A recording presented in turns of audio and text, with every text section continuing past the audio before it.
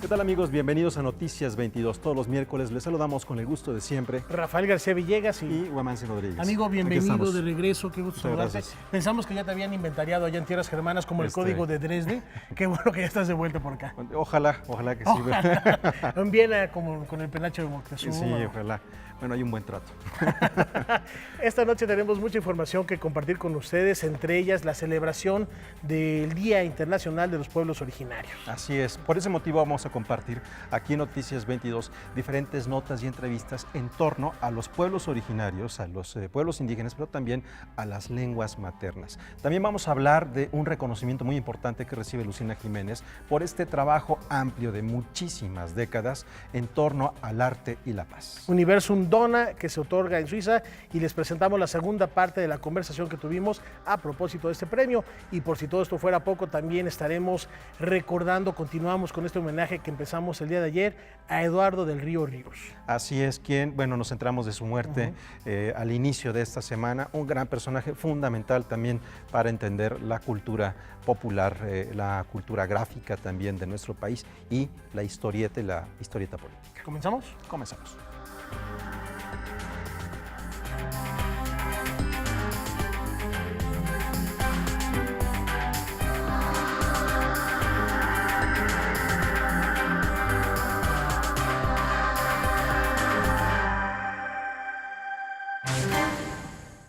Bien, arrancamos. Como una forma de agradecer sus invaluables aportaciones en la plástica mexicana, ha sido recordado Arturo García Bustos. El último sobreviviente de la época dorada del muralismo mexicano. Vamos a este homenaje. Como un hombre generoso y prolífico, fue recordada la vida y trayectoria de Arturo García Bustos, pintor, grabador, muralista, a 4 meses de su deceso. El joven Bustos, como le llamaban sus amigos y su maestra, fue un artista comprometido con las luchas sociales, un motivo que vemos repetirse a lo largo de su obra.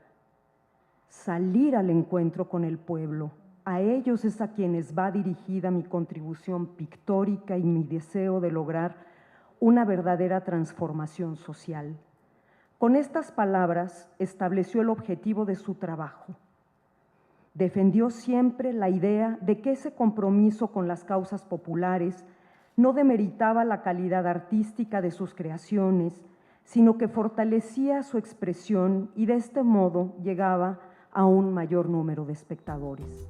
Miembro del denominado Grupo de los Fridos, García Bustos fue allegado a Diego Rivera también, a quien vio pintar los murales de la Secretaría de Educación Pública en el centro histórico de la Ciudad de México, lugar donde nació en 1926.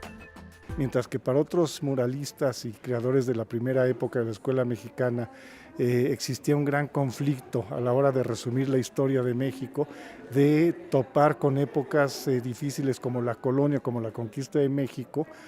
Toda esta conflictiva que se ve, por ejemplo, en Diego Rivera, él la superó con una visión de la historia acumulativa, lineal, en la cual resaltaba los valores diferentes de cada época. Entonces creo que esta es una de sus grandes aportaciones, además de la mirada crítica que siempre lo caracterizó.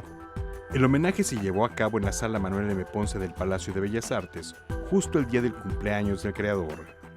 Creo que el activismo político que él y otros compañeros suyos desarrollaron la primera y parte de la segunda mitad del siglo XX fueron pues muy intensos. Hablan de lo que Siqueiros denominaba el artista ciudadano, aquel que habita la ciudad en toda su plenitud y que entiende la ciudad como el espacio idóneo donde se cumplen las poéticas personales y las poéticas sociales, el gran compromiso político y social.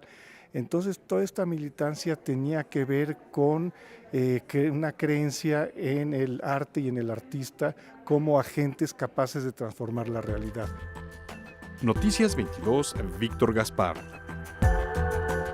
Era un trabajo importantísimo el que ha hecho este artista de la pintura en una generación en donde no se podía concebir el arte si no era para el público, para la gente. Estamos hablando de una idea de que el arte tenía que comunicar, tenía que mostrar y al mismo tiempo no perder esos principios estéticos y el estilo de cada uno de los artistas. Ni los principios sociales de la época que lo llevan a consolidarse como el movimiento más importante de la plástica nacional, el muralismo, y ahí está el hijo menor recordado en este homenaje en el Palacio de Bellas Artes. Y a propósito de recuerdos, ayer estuvimos comentando largo y profundo la partida de Eduardo del Río Ríos, este gran caricaturista monero que decía Monsiváis. Hay 3 secretarías de educación en México, la SEP, Televisa y Monsiváis.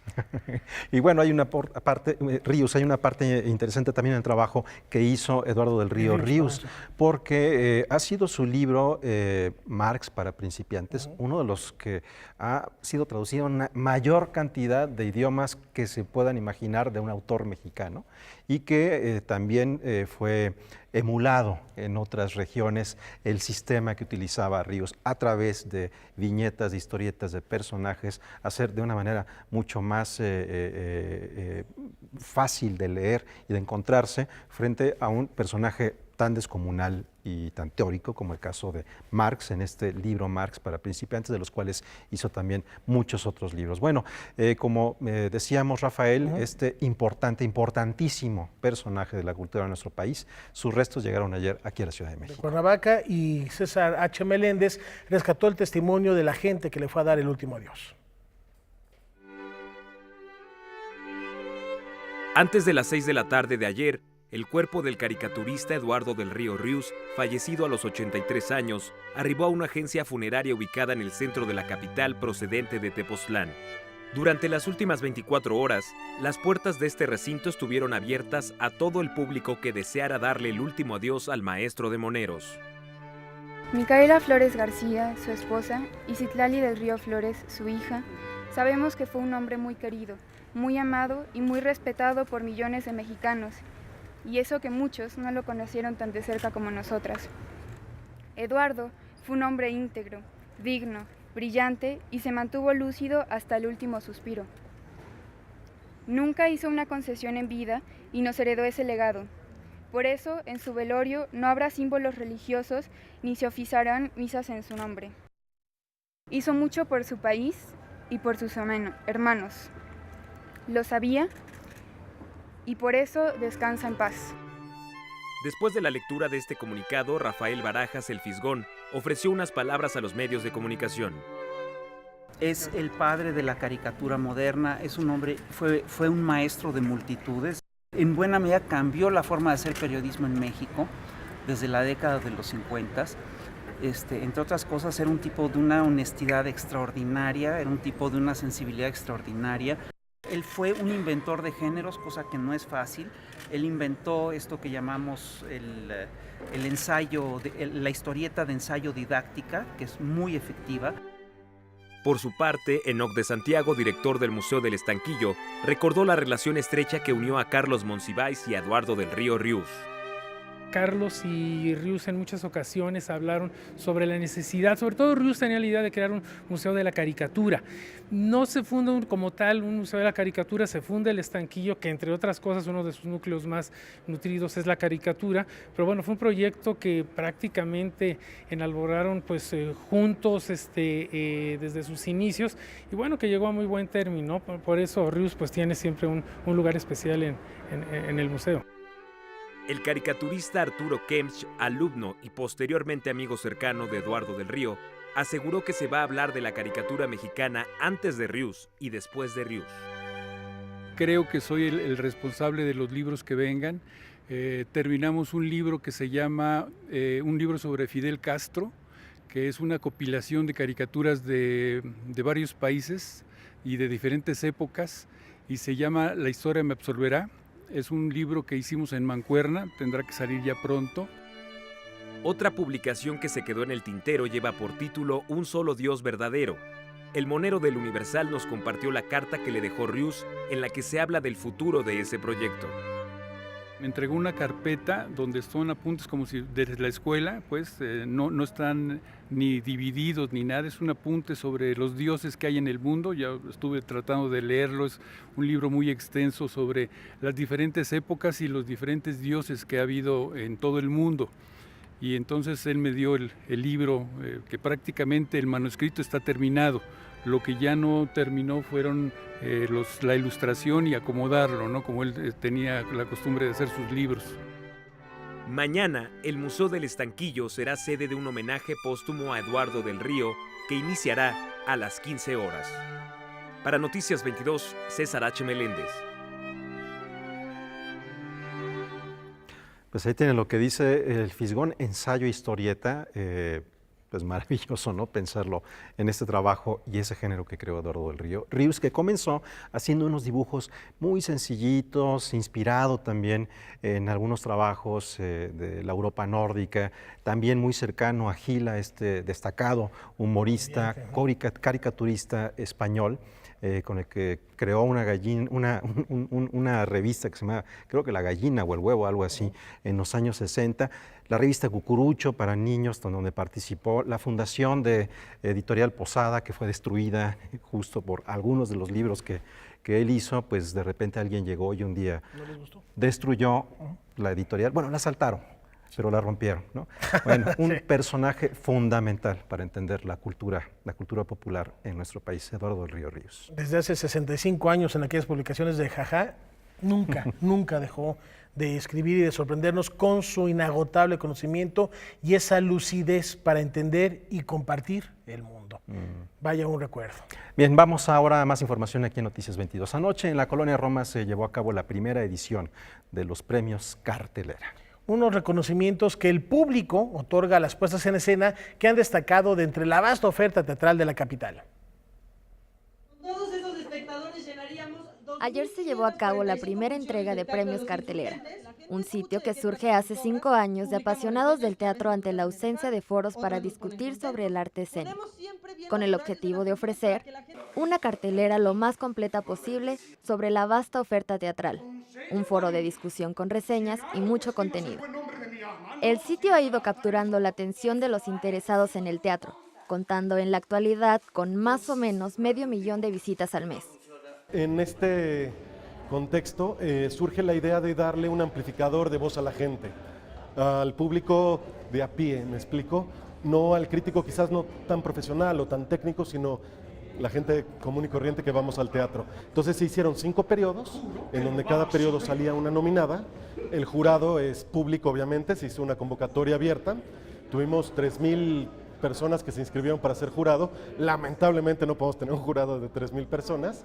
Tuvimos que elegir 15 al azar totalmente y ellos fueron el jurado que estarán aquí presentes en los premios y ellos escogieron mejor obra, mejor director, actor, actriz, dramaturgia y dirección de arte.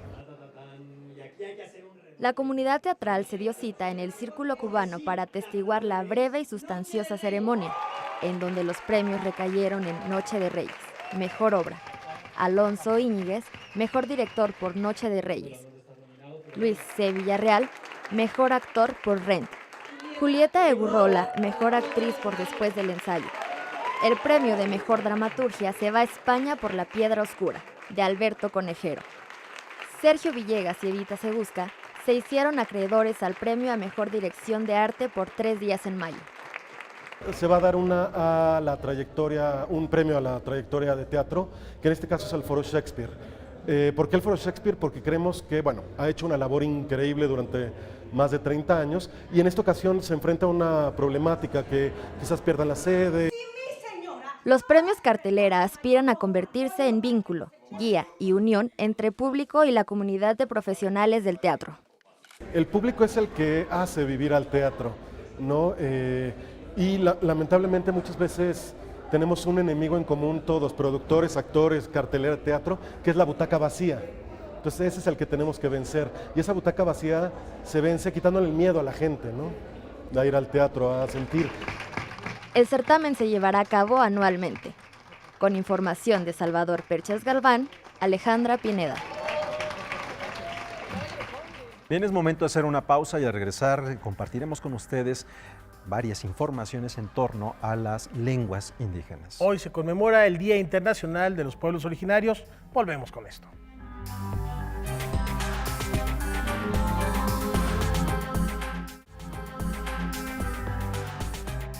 Continuamos aquí en Noticias 22. En el mundo existen más de 5,000 diferentes pueblos indígenas que hablan las lenguas vivas, que todavía existen en diferentes partes del orbe. Y muchos de ellos hablan más de una, por eso hablamos de 7,000 lenguas vivas, algunas de ellas en peligro de extinción, y en México conocemos este delicado tema de primera mano.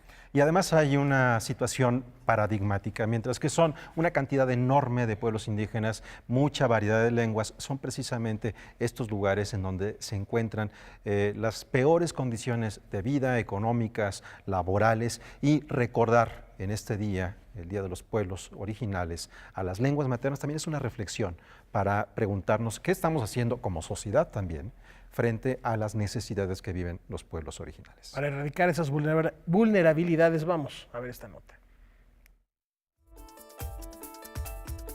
El 13 de septiembre de 2007, la Asamblea General de la ONU aprobó la Declaración sobre los Derechos de los Pueblos Indígenas, celebrándose desde entonces, el 9 de agosto, el Día Internacional de las Poblaciones Indígenas. En primer lugar, decir que la Secretaría de Cultura nos ha marcado una política que sea una política social, incluyente, que respete la diversidad, que proponga la difusión de los contenidos de esta diversidad y de este patrimonio cultural inmaterial de manera significativa y de manera digna, como corresponde, ¿verdad?, a las culturas que tienen un valor extraordinario para la nación. En segundo lugar, lo vamos a hacer con una serie de programas que se vienen desarrollando a lo largo del tiempo del año y que en esta fecha pues las vamos a poner en valor, digamos, y a difundirlas en este marco.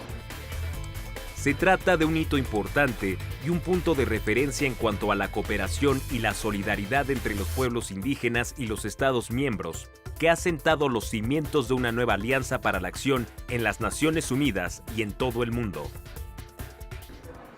Pero también lo haremos en el marco de la exposición, la entrega de los premios al concurso de fotografía que impulsamos a través de los colectivos que estamos formando a lo largo y ancho del país alrededor del tema de la fotografía y del grabado.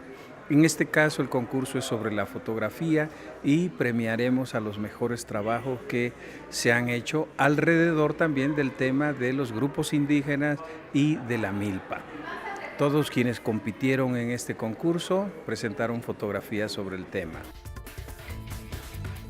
A partir del 9 de agosto, el Museo de Culturas Populares será sede de la muestra Artes y Formas de la Milpa Alta en la Cultura Purépecha, con diversas actividades alternas. También lo haremos haciendo una nueva edición, una nueva celebración de este programa tan importante, Tradiciones y Fusiones Musicales, Propuestas Indígenas, una iniciativa que la Dirección General de Culturas Populares ha sido pionera y ha sido un baluarte. Que la parte institucional, que la parte de gobierno apoye y establezca ya fijamente cada año celebrar esto, es muy positivo porque prácticamente se promueve el reconocimiento oficial de las poblaciones indígenas. Y yo creo que cada vez crece más porque se provoca un efecto dominó en las localidades de donde son originarios los grupos. Con información de Salvador Perches Galván, Francisco Hoyos, Noticias 22. Bueno, en el marco de esta conmemoración también se dieron a conocer detalles de la primera Feria de las Lenguas Indígenas Nacionales. Su principal objetivo es visibilizar la diversidad lingüística de nuestro país y su realidad multicultural. La lengua, siendo una manifestación cultural en sí misma, permea toda la cultura, desde la literatura, la poesía, el teatro, la pintura, la escultura, hasta la manera en que vivimos en comunidad. La lengua es cultura en el sentido más amplio. Implica los modos de conocer el mundo, las convenciones, los valores, las emociones, los esquemas de pensamiento y de actuación. Este miércoles, Día Internacional de la Lengua Materna, se dio a conocer el programa de la primera Feria de las Lenguas Indígenas Nacionales. Primero, pues queremos visibilizar la presencia de las lenguas indígenas, pero las lenguas indígenas se están renovando, se están replanteando, se están refuncionalizando, es decir, se están inscribiendo dentro de la modernidad, dentro de la globalización, y esto les ha implicado, digamos, un proceso de desarrollo etnolingüístico, un proceso de producción editorial, un proceso de acceso y uso de la tecnología, porque podríamos hablar efectivamente de todo un rezago, de todo un proceso de discriminación, de marginación y demás, que no está ajeno, digamos, a esa problemática, pero también queremos mostrar esta otra parte. ¿Cómo responden los pueblos indígenas ante un proceso constante de colonización, de dominación, de discriminación? Del 11 al 13 de agosto, en sus sedes del CENART, el Museo Morelense de Arte Popular y el Jardín Borda, en Cuernavaca, la Feria de las Lenguas Indígenas Nacionales dará respuesta a estas interrogantes con conciertos, foros, presentaciones editoriales, recitales de poesía, proyecciones de películas y talleres. Noticias 22, Irma Gallo. Y esta mañana en el Museo del Templo Mayor, Rigoberta Menchú se refirió a la capacidad de supervivencia de los pueblos indígenas y a la importancia de fomentar la tolerancia racial y étnica desde casa.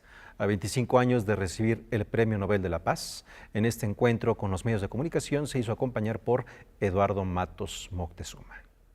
Fundamental esta celebración, mi querido Weyman, para, como lo reiteramos, reconocer la vulnerabilidad, pero también tomar acciones para acabar con la misma. Y también pensar un poco en aquello que llamamos cultura. Bueno, estamos hablando en Noticiero Cultural, de un canal cultural, y hablamos de la importancia de la cultura en México. Se celebra mucho cuando hablamos de los mayas, de los aztecas, y pocas veces reparamos en estos pueblos indígenas que están aquí, han estado aquí, estuvieron aquí, y que es gran parte de la diversidad que poseemos y que tenemos como país, viene precisamente de esa diversidad que cada vez hemos ido perdiendo en todo el territorio mexicano.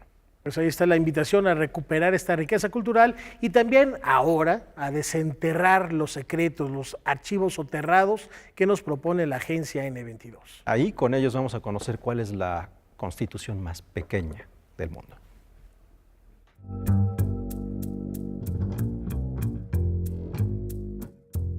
Esta es una de las joyas también del Fondo Reservado de la Biblioteca Nacional, porque esta es una constitución que se adquirió hace aproximadamente ya 4 años y es considerado el libro impreso más pequeño de México. Pero al momento que lo estuvimos revisando con lupa, se lee perfectamente, ¿no? Cabe recordar, por ejemplo, que aquí en el Fondo Reservado de la Biblioteca Nacional contamos precisamente con el archivo de la Asociación de Diputados Constituyentes que participaron en ese congreso en Querétaro y que son los autores de la Constitución que aquí podemos ver en miniatura. Pero bueno, esta es una joya que tenemos aquí, como un libro raro y curioso en la Biblioteca Nacional.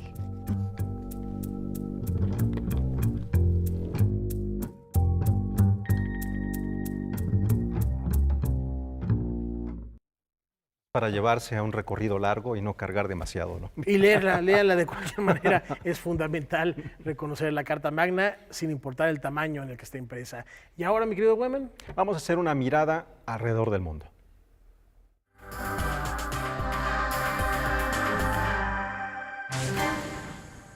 Arqueólogos franceses descubrieron los restos bien conservados de un asentamiento romano en el sur de Francia, que fue destruido en el siglo I después de Cristo.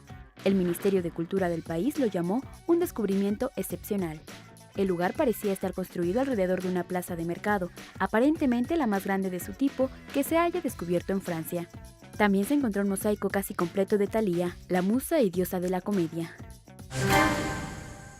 Poco después de haber sido liberada en mayo, Chelsea Manning se encontró con Heather Dewey Harbaugh, a quien durante los 7 años que estuvo en prisión envió muestras de cabello y saliva para ser modelo del artista. El resultado es A Becoming Resemblance, una exposición de la Galería Friedman y que recrea 30 posibles rostros de quien entró a prisión como soldado Bradley y salió como Chelsea. La artista intenta mostrar que el concepto de género no se determina por los genes. La muestra estará hasta el 5 de septiembre. Netflix anunció que realizó su primera compra en la historia. Adquirió la editorial de cómics Millarworld, sello independiente que es referente mundial en las historietas. Entre sus obras destacan Kick-Ass y Kingsman, además que colaboraron en la creación de Los Vengadores y Capitán América Civil War. La unión de Netflix y Millarworld supone la creación del contenido propio para la plataforma en el ámbito de los cómics. Bueno, ya estamos viendo la creación de un nuevo emporio. Poco a poco, así es como se va construyendo la historia de mañana, el día de hoy. Y antes de irnos a la pausa, les queremos hacer un regalo, una invitación para que mañana asistan al Palacio de Bellas Artes para disfrutar del concierto del célebre pianista András Schiff, directamente desde Hungría, que va a estar dando un recital memorable, y tenemos 5 pases dobles para las primeras 5 personas que escriban en este momento un correo a la dirección que aparece en sus pantallas, noticias22@canal22.org.mx. Por este mismo medio se les contestará a los ganadores y mañana deberán presentarse los mismos con copia de una identificación media hora antes del concierto en el Palacio de Bellas Artes. Media hora antes mínimo. Mínimo, sí. Mínimo, porque a esa hora ya está entrando todo el mundo y bueno, si usted quiere ir tranquilo, tener sus boletos y disfrutarlo, llegue poquito antes de media hora. Y considerando el tránsito de la Ciudad de México también. Sí, porque incluso en metro, Salgan con metro a esa antelación. hora sí está difícil. Bueno, hacemos una pausa y al regresar tendremos algo de danza.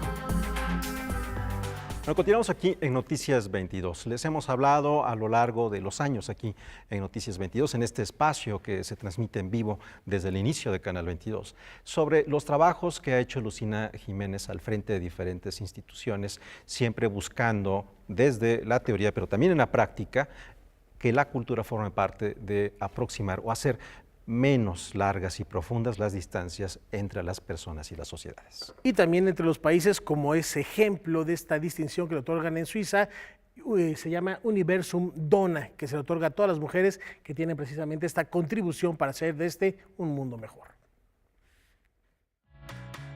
Antes de viajar a Europa para recibir el premio Universum Dona 2017, Lucina Jiménez presentará lo que será la tercera Nana, la cual se localizará en la ciudad de Chilpancingo, en Guerrero. Estamos trabajando muy de cerca con la Secretaría de Cultura de Guerrero. La creación de la Nana Chilpancingo en realidad es fruto de un proceso que llevamos ya trabajando 2 años. Es decir, no surge como generación espontánea, sino en realidad llevamos 2 años trabajando, primero en una conceptualización con el gobierno del estado de que la cultura tiene que ser parte del desarrollo. Segundo, vinculando proceso de recuperación de espacio público entre SEDATU, la Secretaría de Cultura, con Arte, en una acción focal, específicamente en la colonia Zapata, donde había una problemática tremenda, ni siquiera nadie se quería meter ahí. Pero hay un proceso de regeneración comunitaria que en este momento es absolutamente autónoma. Vamos a lanzar los primeros programas en coordinación con la Secretaría de Educación del propio estado y vamos a empezar trabajando con los maestros y también con todos aquellos formadores que hicieron sus talleres descalzos en los mercados, en la calle, en las banquetas, sin tener un lugar donde hacer formación. Entonces a ellos les vamos a dar prioridad y luego vamos a generar muchos intercambios. Entonces lo que queremos es que la Nana Chilpancingo se convierta en un nodo de articulación del trabajo formativo que ya iniciamos, pero que ahora puedan confluir en la capital de Guerrero. Además, en la Ciudad de México se creará una red de bicicletas de la Nana localizada en el centro a la Nana en la colonia Peralvillo. Está generando cambios en la zona, los vecinos están muy implicados, ya vamos a tener una exposición de colecciones de la propia comunidad y hay un trabajo muy importante que está empezando a generar la Nana Peralvillo ahí en el barrio. Además, fíjate que estamos trabajando en una red bicicletera. Ya hicimos la primera corrida de aquí a la Nana Peralvillo y de regreso. Entonces, estamos trabajando con la Subsecretaría de Movilidad del Gobierno de la Ciudad para que esa sea una ruta real. Es decir, que se le equipe, que se haga toda la infraestructura urbana y por lo pronto se están otorgando los permisos, ya nos otorgaron el permiso para el estacionamiento de bicicletas aquí, el de la Nana Peralvillo y vamos a ver que el Salón Los Ángeles también tenga su estacionamiento, ya lo hablamos con Miguel Nieto y entonces es una ruta bicicletera. Como ella misma afirma, este trabajo y los reconocimientos son gracias a un trabajo en equipo, el cual tiene muy claro el objetivo. Efectivamente, en un lugar tenemos feminicidios, en el otro gobernadores que se enriquecieron y luego hay que invertir en andarlos buscando, circunstancias de desalojo, poblaciones desplazadas. Ahora ya estamos viendo en los medios mapas de desplazamiento, mapas de suicidios. O sea, si nosotros colocamos la mirada solamente en esa parte, es muy probable que nos vamos a volver parte de esa misma oscuridad porque te deprime, porque es absolutamente, te hace sentir impotente. Pero yo creo que reconociendo eso, porque no lo vamos a negar, lo que tenemos que hacer es invertir en el lado luminoso, porque solo en la medida en que inviertas en el lado luminoso es que la oscuridad puede desaparecer. Entonces hay un momento incluso donde, digamos en términos de la luz, o de la noche, que cuando más oscuro está es porque está a punto de amanecer, está a punto de nacer el sol. Noticias 22, Alberto Aranda. Enhorabuena por este reconocimiento de trabajo que ha hecho Lucina Jiménez y que sigue con muchos más proyectos. Más que merecido, y también lo que es más que merecido, mi estimado Güemen, es aprovechar al máximo el fin de semana, las próximas fechas, con arte y cultura. Ahí están las recomendaciones de César H. Meléndez. Hola, Güemanzin, Rafael, es un gusto saludarlos y a todo nuestro público al que quiero invitar a que asistan a la gran venta especial de libros que está organizando el Colegio de México en sus instalaciones y que se llevará a cabo los días 15, 16 y 17 de agosto. En esta ventana al fondo editorial del Colegio de México podremos encontrar investigaciones sobre Asia y África, desarrollo urbano, medio ambiente, energía, economía, historia, sociología, estudios de género, en fin, un abanico amplísimo de temas y disciplinas. Además, el invitado especial a esta venta es el Fondo de Cultura Económica, así que ahí tienen una gran oportunidad para sumar otros títulos a su biblioteca personal. El viernes pasado, Juan Arturo Brennan tuvo aquí a dos invitados de lujo, quienes nos invitaron a todos a participar en el primer Festival Internacional de Música y Ceguera, que inicia mañana, por cierto, en la Biblioteca Vasconcelos, e irá acompañado de las segundas jornadas de Música y Ceguera, Escena, Investigación y Nuevas Tecnologías. Recordemos que esta iniciativa no es exclusivamente para personas con debilidad visual, sino que busca acercar a todo el público a la música compuesta y ejecutada por personas con ceguera. Quiero recordarles que el programa completo y las formas de inscripción a las distintas actividades las pueden consultar en el sitio web musicayceguera.loaudible.net. Este encuentro inicia mañana y concluye el domingo 13 de agosto. En más información, el marimbista Javier Nandayapa será homenajeado junto al multiinstrumentista Geisel Torres y el pianista Abraham Barrera, quien presenta por primera vez a su ensamble completo en el Festival Claro que organiza la Fundación Hermes en alianza con la Secretaría de Cultura y que se va a realizar el viernes 11 de agosto en el Centro Cultural Teatro 1. Esta selección de músicos presentará un formato principalmente de música mexicana, desde luego, aunque también tendrán un poco de música del mundo, jazz y hasta funk. Así que también hay que darnos una vuelta al Centro Cultural Teatro 1. Ahora yo les quiero recomendar un espacio dedicado a la fotografía, particularmente a la fotografía de autor, que se encuentra en la colonia Roma Norte, muy cerca de la colonia Chapultepec. Vamos a conocerlo. Fotografía hoy, o la producción de imagen audiovisual digital, yo creo que es el medio, digamos, donde están pasando las reflexiones más grandes sobre, sobre las problemáticas contemporáneas, porque están absolutamente atravesadas por la imagen fotográfica.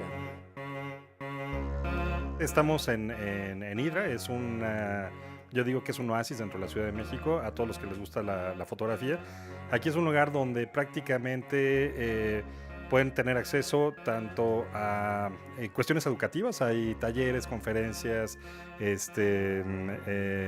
exposiciones, tenemos una pequeña galería y ahora estamos abriendo ya de forma formal una tienda de fotolibros. Como parte de la ampliación y renovación de Hidra, Gerardo Montiel presentó también su primer fotolibro, Amoníaco, una ficción sobre un desastre causado por un derrame de este compuesto químico en Monterrey. Y algo que es muy importante para mí es también la experimentación en la imprenta. Trabajé con tintas especiales que con una luz UV, ahorita porque es de día no se ve, pero con luz UV empiezan a aparecer ciertos matices muy peculiares con las imágenes. El artista argentino Martín Volati también se sumó a este relanzamiento con la inauguración de su exposición La Forma Bruta, una investigación visual desarrollada en 2015 en la que plantea reflexiones sobre la manera en que los museos generan o contribuyen a construir el discurso histórico. El proyecto se llama La Forma Bruta porque hace énfasis un poco en la torpeza de la historia para narrarse, ¿no? Esta idea de lo bruto, la historia que se quiere imponer, y por otro lado un poco la frase esta de un diamante en bruto, ¿no? Que es algo que uno lo pule y sale algo mucho mejor. Aprovechamos la ocasión para preguntarle al creador sudamericano sobre el estado actual de la fotografía contemporánea en América Latina. Es muy rica, ¿no? Sí, es muy rica en propuestas, en lecturas. La fotografía además históricamente fue un medio siempre muy hermético, muy cerrado, muy enjaulado en sus propias reglas, y creo que en los últimos 10 años hay fotógrafos que están reventando todo. Me gusta pensar que me sumo a ese club de los que ponen dinamita. Del 17 al 20 de agosto, Martín Volati impartirá en Hidra el taller Fotografía, Ficción e Imaginación. Hidra está en la calle Tampico 33, en la colonia Roma. Estamos a 2 cuadras del metro Chapultepec y abrimos de martes a sábado de 12 del día a 7 de la noche. Para Noticias 22, César H. Meléndez. Y más allá de las recomendaciones para este fin de semana, yo les tengo una recomendación literaria. Les comento que el dramaturgo Luis Alcocer busca desequilibrar los convencionalismos del teatro con su nueva publicación. En ella están contenidas 5 historias que transitan entre el horror, el absurdo, la farsa, rebasando cualquier definición. Acciones perturbadoras en las que la crueldad y el horror ejercidos sobre el cuerpo de los personajes son la constante en las obras escritas por Luis Alcocer y contenidas en el volumen Florilegio de Teatro Psicotrónico. Yo empecé a escribir porque me interesaba hacer un teatro que fuera parecido al cine de terror que me gustaba. Y bueno, me parecía que estaba haciendo teatro y que en el teatro se puede hacer absolutamente todo. Una de las principales influencias para la concepción de estas piezas es el cine de horror. No, es muy curioso porque creo que realmente los referentes para la escritura de estas obras son mucho más cinematográficos que teatrales. Como referentes del teatro, pues creo que tendría que mencionar al Teatro del Gran Guignol, que es un teatro de principios del siglo XX en París, que se especializa en espectáculos terroríficos, en dramas terroríficos. Creo que ese es como el referente más importante. Eso y las películas de serie B, las películas de terror baratas de los años 70. Florilegio de Teatro Psicotrónico es publicado por Ediciones El Milagro. Con información de Mario Velázquez, Noticias 22. Estas fueron las recomendaciones. Regreso con Huemantzin Rodríguez y Rafael García Villegas.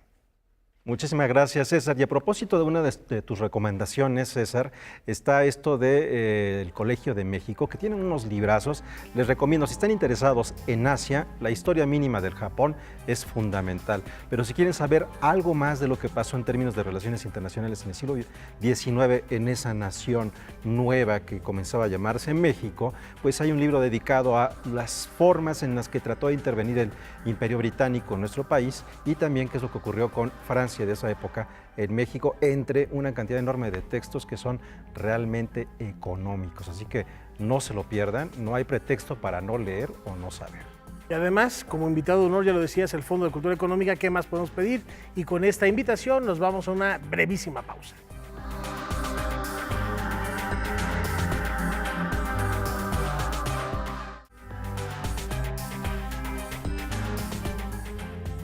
Continuamos aquí en Noticias 22 y como hace un momento les anunciábamos, vamos a hablar de danza. Ocurre algo que es muy llamativo cada año, Rafael, que se llama Despertares, que invita a que el público tenga la oportunidad de encontrarse con algunos bailarines que no podría ver juntos de ninguna otra manera. Y gracias a la iniciativa y al talento, por supuesto, de Isaac Hernández, quien ahora, acompañado por Tamara Rojo, nos hace la invitación a celebrar este festín de la danza.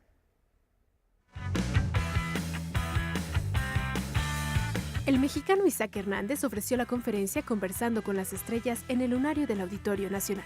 Acompañado por la directora del English National Ballet, Tamara Rojo, el primer bailarín de esta compañía compartió su experiencia de traer a México el espectáculo Despertares 2017, que presentará el próximo 12 de agosto en el Coloso de Reforma. Y yo nunca he hecho las cosas ni sencillas ni fáciles, porque yo creo que para que el público responda tienes que ofrecerle lo que se vería en estos escenarios, ¿no?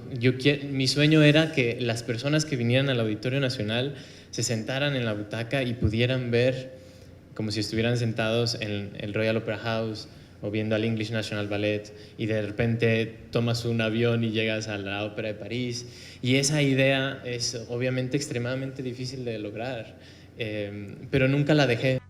Por su parte, la bailarina Tamara Rojo reflexionó sobre la importancia de ofrecer esta disciplina a un público mayor, a pesar de que el ballet no es un asunto de estadística. El ballet se concibió como un arte escénico casi de cámara. Se ha ido exponiendo más y se ha ido convirtiendo en un arte más democrático, digamos, que más gente puede tener acceso. Nosotros en Londres también tenemos iniciativas para tratar de llegar a un público cada vez más extenso, y el teatro más grande en el que actuamos, que es el Royal Albert Hall, son 5.500 personas. Pero es verdad que hoy en día también con los medios como YouTube o otros medios de social media se pueden alcanzar muchos millones. Con 35 artistas en escena de más de 10 compañías internacionales, Isaac Hernández presentará un repertorio que incluye piezas como El Cisne Negro, que interpretará al lado de Tamara Rojo. Mi propósito es que el público pueda ver a los bailarines bailando para lo que son mejores. Y para lo que ellos se sientan mejor haciendo. Quiero que ellos vengan a enseñar su mejor versión. Noticias 22, Karen Rivera. Bueno, ahí tienen ustedes, es una oportunidad única para poder encontrarse con grandes bailarines de diferentes partes del mundo, de lo mejor. Bueno, y con el fin de promover los atractivos turísticos como la gastronomía y cultura del estado de Guerrero, llega a las salas de cine de la ciudad, de esta ciudad, pero también del estado de Guerrero, una campaña peculiar. Orgullo Guerrero, vamos a conocer de qué se trata. Con la idea de impulsar los valores e identidad de los guerrerenses, el gobierno del estado ha lanzado la campaña Orgullo Guerrero, donde a través de 15 cortometrajes de 1 minuto cada uno, se conozca el trabajo de guerrerenses destacados en la pintura, escritura, escultura, poesía, actuación, ciencia, gastronomía, cultura, deporte y derechos indígenas. Guerrero es un estado de contrastes, con problemas de pobreza, pero también somos una entidad que cuenta con una gran riqueza natural de su tierra y la creatividad de sus mujeres y de sus hombres. Con el programa Orgullo Guerrero, deseamos asegurarnos que los ejemplos de quienes participan contribuyan ampliamente en la articulación de una política que fortalezca el tejido social, basada en nuestra revaloración como guerrerenses y la manifestación de la cultura del esfuerzo. Los cortometrajes fueron dirigidos y producidos por Rafael Aparicio y fotografiados por Jerry del Toro, y muestran los valores y el trabajo de Flor Molina, escultora, Irma Palacios, pintora, J. Félix Cruz Gutiérrez, músico y poeta, Marta Sánchez Néstor, defensora indígena, Pedro Serrano, poeta, Susana Palazuelos, chef y empresaria, Victorina López Hidalgo, tejedora y Premio Nacional de Ciencias y Artes, Antonio Martínez, futbolista, Bernardo Rosendo Ponce, pintor, Dagoberto Gama, actor, Erasmo Catarino, cantante, y Ezequiel Tapia, escultor en plata. Los cortometrajes serán proyectados en las funciones de los complejos Cinépolis del estado de Guerrero y en las salas de Perisur en la Ciudad de México. Noticias 22, Huemansi Rodríguez.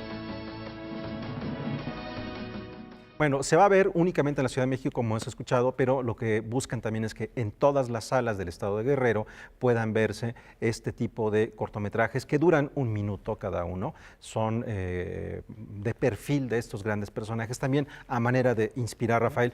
Y tiene mucho que ver con que sí, es cierto, en el estado de Guerrero hay muchas noticias que todo el mundo lo sabemos y que también los cubrimos periodísticamente, pero también lo importante es verificar estos personajes que han hecho un trabajo fundamental a lo largo de su vida, incluso en zonas que son muy pobres, como la ganadora del Premio Nacional de Ciencias y Artes. Hace poco hablábamos en este mismo programa de la necesidad de reconocernos, de identificarnos en los otros, y qué mejor que a través de las manifestaciones artísticas y culturales para tener esa identidad como nación, partiendo de esta propuesta que nos regala el estado de Guerrero. Bueno, de esta propuesta cinematográfica vamos ahora al escenario. Una reflexión que nos hace dudar sobre nuestra identidad y también la de los demás. No soy yo quien soy. Vamos a ver de qué se trata. No soy lo que soy está a punto de dar inicio. Por favor, pasen. A partir de diferentes textos clásicos y de una narrativa no lineal, la compañía Traslapo Teatro lleva a escena una reflexión sobre la envidia titulada No soy lo que soy. ¿Sí? El detonador principal es la envidia, entonces un grupo de actores y un servidor comenzamos a explorar y a investigar y a reflexionar en torno a qué es la envidia, cómo nos toca a cada uno de nosotros. Principalmente ellos comenzaron a conectarse con esta forma tan personal de asimilar la envidia, de vivir la envidia. Entonces, a partir de una serie de procesos, de ejercicios, de exploraciones, comenzó a surgir este texto. Tomamos algunos fragmentos de textos escritos por grandes autores. Uno de los que ha tratado muchísimo la envidia es William Shakespeare, por supuesto. Entonces, una de las obras que sirvió de contenedor para esto fue Otelo, de William Shakespeare, pensando en que Iago es el gran envidioso de todos los tiempos.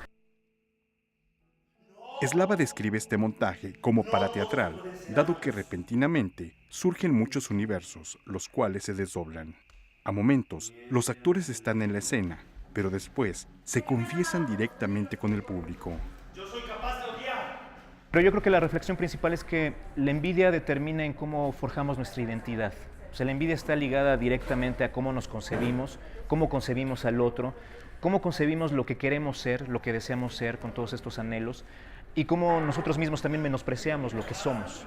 Creo que la envidia lo que nos dice es que nos conocemos muy poco a nosotros mismos y conocemos muy poco al otro. Siempre tenemos una idea que creamos en torno a alguien más, en torno a lo que deseamos que sea alguien más y lo que deseamos que seamos nosotros. Esa es la cuestión. ¿Cuál más digna acción del ánimo que poner los brazos a ese torrente de calamidades? Es muy sencilla, pero a la vez también es muy compleja porque se desarrolla en distintos niveles y también ataca a distintos niveles, desde el nivel muy personal en el cual tiene que ver con mis propios anhelos, pero la envidia está en los niveles más grandes, incluso en el ámbito de lo político, en el ámbito de incluso de las relaciones humanas desde todos los estratos. No soy lo que soy se presenta en el Teatro El Milagro los jueves y viernes a las 6 de la tarde hasta el 25 de agosto. El cupo es limitado. Noticias 22, Víctor Gaspar. Y de esta manera llegamos al final de Noticias 22, pero queremos hacerlo de una manera sumamente festiva, sumamente emotiva, porque un día como hoy, hace 98 años, murió uno de los grandes compositores del verismo. A ver, Rafa, verismo, para los que no están tan cercanos al mundo de la ópera, ¿por dónde va esto? El verismo es una respuesta al realismo que se estaba viviendo en Francia, todas las corrientes artísticas, donde la realidad se representa sin más tapujos en el escenario, y de hecho la escenificación de la escenificación, como es el caso de la obra más célebre de este compositor, Ruggero Leoncavallo, que es Los payasos, deja de manifiesto por toda la esencia lo que es el verismo italiano.